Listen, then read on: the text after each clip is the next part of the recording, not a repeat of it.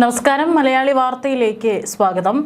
ഈ നിമിഷത്തിൽ ഏറ്റവും ഒടുവിലായിട്ട് വരുന്ന വാർത്ത, തിരുവനന്തപുരം വാഴോട്ടുകോണം കൗൺസിലർ സുഗതനെ സത്യപ്രതിജ്ഞ ചെയ്യാൻ ഇടക്കാല ജാമ്യം ഇപ്പോൾ ലഭിച്ചിരിക്കുകയാണ്. നെടുമങ്ങാട് 2ാം ക്ലാസ് മജിസ്ട്രേറ്റ് കോടതിയാണ് ഇടക്കാല ജാമ്യം ഇപ്പോൾ അനുവദിച്ചിരിക്കുന്നത്. അതായത് ജൂലൈ 13 വൈകിട്ട് 5 മണി മുതൽ ജൂലൈ 14 രാത്രി 9 മണി വരെയാണ് സത്യപ്രതിജ്ഞ ചെയ്യാൻ അനുവദിച്ചിരിക്കുന്ന സമയം. നെടുമങ്ങാട് കോടതിയുടെ പരിഗണനയിലുള്ള 2 കേസുകൾക്കാണ് ഇടക്കാല ജാമ്യം അനുവദിച്ചിരിക്കുന്നത്. സുഗതന് പക്ഷെ നമുക്ക് ആശ്വാസം എന്നൊന്നും ഉറപ്പിച്ചു പറയാനായിട്ട് സാധിക്കില്ല. കാരണം അവസാന വിധി പറയേണ്ടത് ഹൈക്കോടതിയാണ്. കാരണം ഇതിന്റെ അതോറിറ്റി കാപ്പയാണ് സുഗതനെതിരെ ചുമത്തിയിരിക്കുന്നത്. അതുകൊണ്ട് അപ്പീൽ പോകേണ്ടത് ഹൈക്കോടതിയിലാണ്.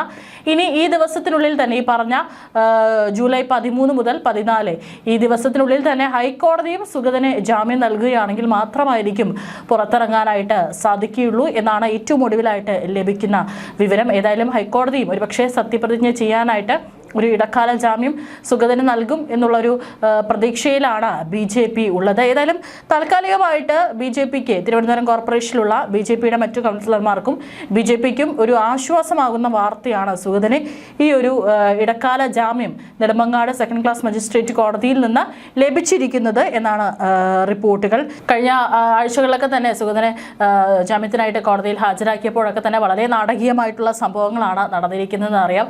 കാരണം വൈദ്യപരിശോധനയ്ക്കായി കൊണ്ടുപോകുമ്പോൾ വട്ടിയൂർക്കാവ് പോലീസാണ് സുഗതനൊപ്പം പോയത്. ഒപ്പം പോലീസ് ജീപ്പിൽ വെച്ച് സുഗതനെ ഭീഷണിപ്പെടുത്തി എന്ന് തിരിച്ചു വന്നപ്പോൾ സുഗതൻ കോടതിയിൽ അത് പറയുകയും തന്നെ ഭീഷണിപ്പെടുത്തി എന്നുള്ളത് കൃത്യമായിട്ട് ജഡ്ജിയോട് പറയുകയും ആ പോയ പോലീസ് ഉദ്യോഗസ്ഥർ എന്തിനാണ് വട്ടിയൂർക്കാവ് പോലീസ് സുഗതനൊപ്പം പോയത് എന്ന് കോടതിയിൽ ചോദിക്കുകയും ചെയ്തിരുന്നു. കൃത്യമായിട്ട് അതിനുള്ള വിശദീകരണം പോലീസുകാരുടെ ഭാഗത്ത് നിന്ന് കോടതി ആവശ്യപ്പെടുകയും ചെയ്തിരുന്നു. അങ്ങനെ വളരെ കുറച്ചു നേരം മാത്രമായിരുന്നു സുഗതനെ റിമാൻഡിൽ പോലീസ് കസ്റ്റഡിയിൽ ചോദിച്ചത്. കോടതി അനുവദിച്ചത് വളരെ കുറച്ച് മണിക്കൂറുകൾ മാത്രമായിരുന്നു കോടതി അങ്ങനെ ഒരു കസ്റ്റഡി കൊടുത്തത്.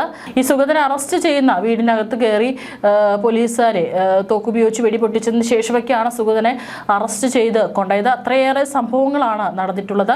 ഈ ഒരു പ്രദേശത്ത് സുഗതന്റെ പേരിൽ നിരവധി കേസുകളാണ് രജിസ്റ്റർ ചെയ്തിട്ടുള്ളത്. അത് പലതും രാഷ്ട്രീയ താല്പര്യത്തിനാണ് എന്നുള്ളതാണ് BJP ഉന്നയിക്കുന്ന ഒരു വാദം എന്ന് പറയുന്നത്. ഏതായാലും ഹൈക്കോടതി പറഞ്ഞിട്ടുണ്ട്, 1 മാസത്തോളമാണ് ഹൈക്കോടതി തിരുവനന്തപുരം കോർപ്പറേഷന് സമയം നൽകിയിട്ടുള്ളത്. ഈ പല ദൈവങ്ങളുടെ നാമത്തിൽ സത്യപ്രതിജ്ഞ ചെയ്തതിൽ ഒരാളാണ് സുഗതൻ. വാഴോട്ടുകോണം കൗൺസിലറാണ്.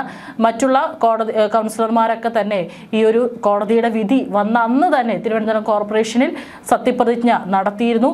അവരൊക്കെ തന്നെ അവരുടെ കോടതി നിർദ്ദേശങ്ങൾ കൃത്യമായി പാലിച്ചാണ് സത്യപ്രതിജ്ഞ നടത്തിയത്. ദൈവനാമത്തിൽ സത്യപ്രതിജ്ഞ നടത്തിയിരുന്നു. എന്നാൽ സുഗതൻ സത്യപ്രതിജ്ഞ നടത്താൻ സാധിച്ചിരുന്നില്ല. അദ്ദേഹം ജയിലിലായിരുന്നു.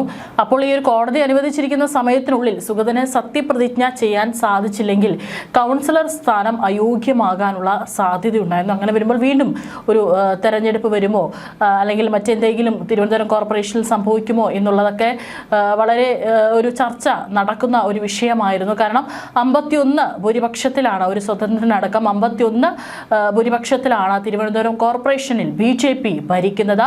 തീർച്ചയായിട്ടും സുഗതന്റെ സ്ഥാനം അയോഗ്യമാക്കപ്പെടുകയാണെങ്കിൽ അവിടെ 50-50 എന്നുള്ളൊരു സംഖ്യയിലേക്ക് എത്തുകയും അത് BJPയെ ചില കുഴപ്പത്തിലാക്കുകയും ചെയ്യും എന്നുള്ളതായിരുന്നു CPMന്റെ ഒരു ഉന്നം എന്ന് പറയുന്നത്. പക്ഷേ കൃത്യമായിട്ട് സുഗതൻ അതിനു മുമ്പ് തന്നെ സത്യപ്രതിജ്ഞ ചെയ്യാനായിട്ട് ഒരു ഇടക്കാല ജാമ്യത്തിനായിട്ട് സമീപിക്കുമെന്ന് തന്നെയായിരുന്നു Thiruvananthapuram corporation mayor VV Rajesh അദ്ദേഹം പറഞ്ഞിട്ടുണ്ടായിരുന്നത്. കാപ്പ സമിതിയെയും BJP സമീപിച്ചിട്ടുണ്ടായിരുന്നു. പക്ഷേ അത് ശരിവെച്ചുകൊണ്ടുള്ള ഉത്തരവായിരുന്നു കഴിഞ്ഞ 2 ദിവസം മുമ്പ് കാപ്പ ഉപദേശക സമിതിയിൽ നിന്ന് ലഭിച്ചിരിക്കുന്നത്. അതോടുകൂടി തന്നെ അവിടെ ഒരു വാതിൽ കൊട്ടിയടഞ്ഞു. അടുത്തുള്ളത് കോടതിയെ സമീപിക്കുക എന്നത് മാത്രമായിരുന്നു സുഗതന്റെ കാര്യത്തിൽ BJPക്ക് ചെയ്യാനുണ്ടായിരുന്നത്. ഇപ്പോൾ നെടുമങ്ങാട് കോടതിയിൽ നിന്ന് ജാമ്യം ലഭിച്ചിട്ടുണ്ട്. ഇനി ഹൈക്കോടതി എന്ത് പറയും എന്നുള്ളതിനനുസരിച്ചായിരിക്കും എടുക്കുക. ഹൈക്കോടതി ഒരുപക്ഷെ ജാമ്യം തള്ളുകയാണെങ്കിൽ, ഇടക്കാല ജാമ്യം നൽകിയില്ലെങ്കിൽ ഒരുപക്ഷെ സുഗതന് പുറത്തിറങ്ങാൻ സാധിക്കില്ല എന്നാണ് റിപ്പോർട്ടുകൾ പുറത്തു വരുന്നത്. ഈ കോടതി സമയം പറഞ്ഞിരിക്കുന്നതിൽ ഉള്ളിൽ തന്നെ സുഗതനെ സത്യപ്രതിജ്ഞ ചെയ്യേണ്ടതാണ്. ഒരുപക്ഷെ ഹൈക്കോടതിയും ജാമ്യം നൽകുകയാണെങ്കിൽ വളരെ വേഗത്തിൽ തന്നെ ഈ പറയുന്ന സത്യപ്രതിജ്ഞയ്ക്കുള്ള ഒരുക്കങ്ങൾ തിരുവനന്തപുരം കോർപ്പറേഷനിൽ തുടങ്ങുകയും സുഗതൻ സത്യപ്രതിജ്ഞ ചെയ്യുകയും ചെയ്യും. ഈ 3 കൗൺസിലടക്കം യോഗം വിളിച്ചപ്പോൾ ഒന്നും തന്നെ സുഗതൻ പങ്കെടുത്തില്ല എന്ന് പറഞ്ഞുകൊണ്ട് പ്രതിപക്ഷം CPM-ഉം UDF-ഉം വലിയ രീതിയിലുള്ള പ്രതിഷേധങ്ങളായിരുന്നു കോർപ്പറേഷനിൽ കാഴ്ചവെച്ചത്.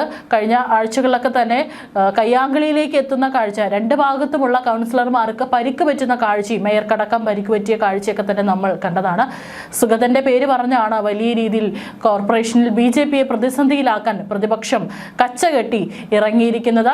അതിനിടയിലാണ് ഇപ്പോൾ സുഗതന് ജാമ്യം ലഭിച്ചു എന്നുള്ള വാർത്തകൾ പുറത്തു വരുന്നത്. ഗുരുദേവ നാമത്തിലായിരുന്നു അന്ന് സുഗതൻ സത്യപ്രതിജ്ഞ ചെയ്തിരുന്നത്. വട്ടിയൂർക്കാവ് പോലീസിന്റെ റൌഡി ലിസ്റ്റിൽ ഉൾപ്പെട്ടയാളാണ് R. സുഗതൻ. 2019 ഓഗസ്റ്റ് 25 ഒരാളെ കല്ലുകൊണ്ട് തലക്കടിച്ചതിനും മനഃപൂർവ്വമല്ലാത്ത നരഹത്യാ ശ്രമമുണ്ട്.